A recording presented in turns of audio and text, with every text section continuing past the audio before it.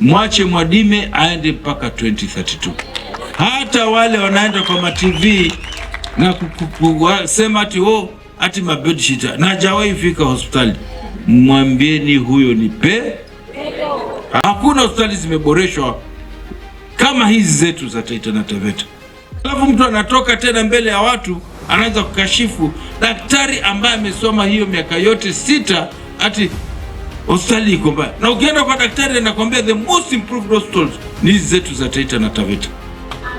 Tusikue kama mtu anasema tu ati hospitali ziko mbaya na sisi tunafikiria hospitali ziko mbaya.